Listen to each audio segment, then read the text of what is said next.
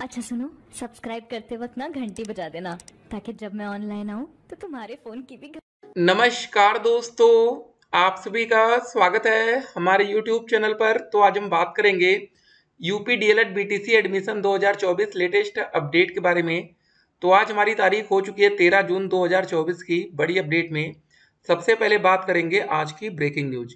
जी हाँ दोस्तों, UP DElEd admission से संबंधित हर एक लेटेस्ट अपडेट को हम आपके सामने रखेंगे।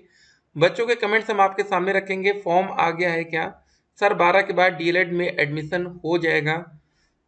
फोर्थ का पेपर कब होगा सर, प्लीज़ बताओ। अभी नहीं आना चाहिए फॉर्म, अभी तो कई स्टूडेंट का फाइनल ईयर का रिजल्ट नहीं आया।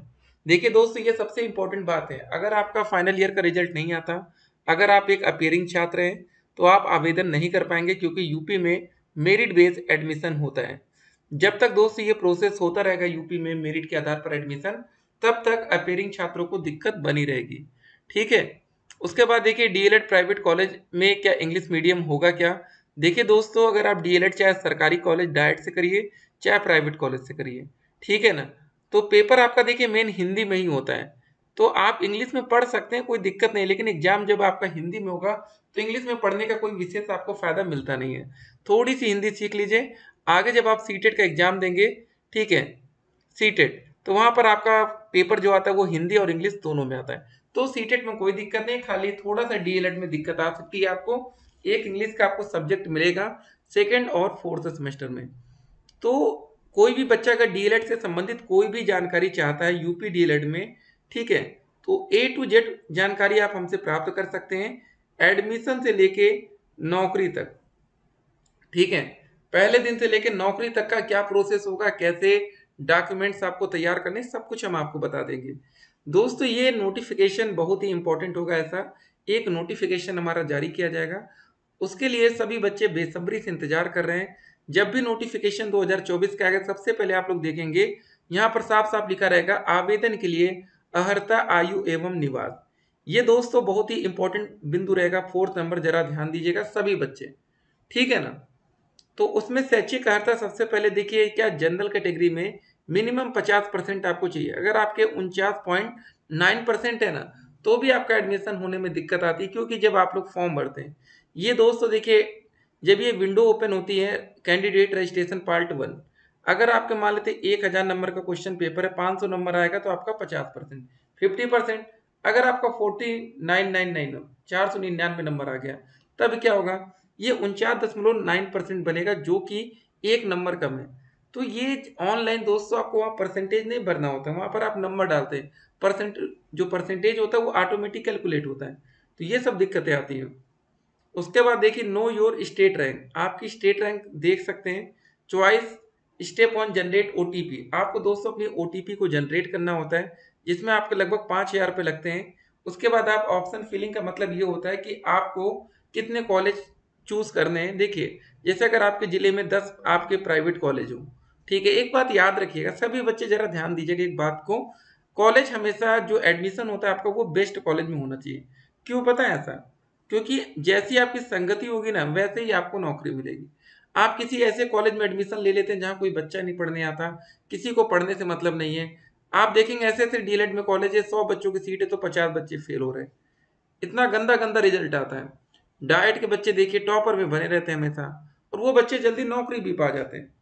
ठीक है, क्योंकि वो रेगुलर होते हैं, पढ़ते हैं। ये भी इंपॉर्टेंट है। देखिए, क्लास करने से कुछ होता नहीं कि आप लोग सोचेंगे रेगुलर क्लास करेंगे, डाइट में पढ़ने से हमारी पहले नौकरी लग जाएगी, ऐसा कुछ नहीं होने वाला।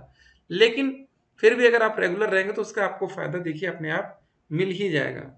ठीक है ना, तो ये जरा ध्यान रखिएगा। उसके बाद दोस्तों, काउंसलिंग कराने के लिए एक ऑफिशियल, ठीक है, पीएनपी स्तर से एक नोटिस को जारी किया जाता है, जहां पर आपकी स्टेट रैंक दी जाती है। आपको दोस्तों जो रिजल्ट आता है, जब आप ये फॉर्म भर लेंगे रजिस्ट्रेशन का, तो आपका जो रिजल्ट होगा वो आप स्टेट रैंक के हिसाब से समझ सकते हैं। स्टेट रैंक ही आपका एक तरह से रिजल्ट होगा, जहां पर आपकी दोस्तों रैंक शो की जाएगी। ठीक है ना।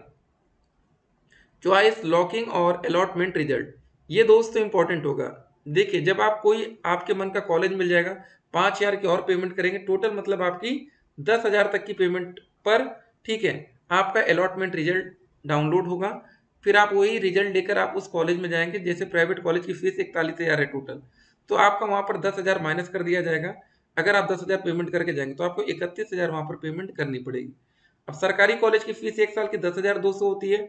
अगर आपने 10,000 पेमेंट कर रखी है, ठीक है, तो आपको मात्र वहाँ पर 200 रुपये एडमिशन के लिए देना पड़ेगा। तो ये पूरा एक प्रोसीजर होता है एडमिशन लेने का, इसको जरा ध्यान में रखेंगे, ठीक है ना। तो और देखिए आप लोग के कमेंट्स को हम पिक करते हैं। चलिए अगला कमेंट देखते हैं। सर बीटीसी का फॉर्म कब आएगा? देखिए हर एक बच्चे का एक ही सवाल होता है, ठीक है ना। कुछ बातें याद रखिए, सिर्फ पीएनपी ही जानती है। कहने के लिए दोस्त यही होता है कि जून में हमारा फॉर्म आ जाना चाहिए था, नहीं आ रहा है। आप में भी गुस्सा आ रहा होगा कि यार लेट क्यों हो रहा है। सभी बच्चों को उनमें एक सवाल होगा ना कि लेट पर लेट, लेट पर लेट क्यों हो रहा है। सर अभी हमारा 6 सेमेस्टर का रिजल्ट नहीं आया है बीए में। तो देखिए अभी ऐसे बच्चे भी हैं जिनका रिजल्ट नहीं आया, और जिनका रिजल्ट नहीं आया वो बच्चे कभी नहीं चाहेंगे कि भैया आवेदन कल से शुरू हो जाए, क्योंकि अगर आवेदन कल से शुरू होगा तो वो बच्चे बाहर होंगे, ठीक है। देखिए जितना जल्दी आवेदन शुरू होगा उतने टॉपर बच्चे बाहर हो सकते हैं। जब वो बच्चे बाहर होंगे तो जिन बच्चों के नंबर कम है उनको फायदा मिल जाएगा। 2025 या 26 में वैकेंसी आ सकती है। देखिए वैकेंसी तो अभी 2024 में ही देखने को मिल सकती है, देखते हैं क्या होता है। सर डीएलएड प्राइवेट कॉलेज में ये सब बात हो गई। सुपर टेट एग्जाम का फॉर्म कब निकले हैं? और सर सुपर टेट का एग्जाम क्या हम डीएलएड में इंक्लूड होने से पहले नहीं दे सकते? सर सुपर टेट की इन्फॉर्मेशन का एक वीडियो बनाइए प्लीज़, कब एग्जाम देने के लिए हम एलिजिबल होंगे, कब नहीं, और इसका सिलेबस क्या है, हम कैसे तैयारी करें। देखिए दोस्तों जो सुपर टेट होता है उसमें टोटल आपके 14 सब्जेक्ट होते हैं, ठीक है। इसी से शिक्षक भर्ती, यही आपका एक तरह से शिक्षक भर्ती का पेपर होता है। इसमें आप अच्छा स्कोर करते हैं तो आगे चलकर आप लोग शिक्षक बनते हैं। तो सुपर टेट का एग्जाम आपके लिए बहुत ही इंपॉर्टेंट एग्जाम में से एक होगा।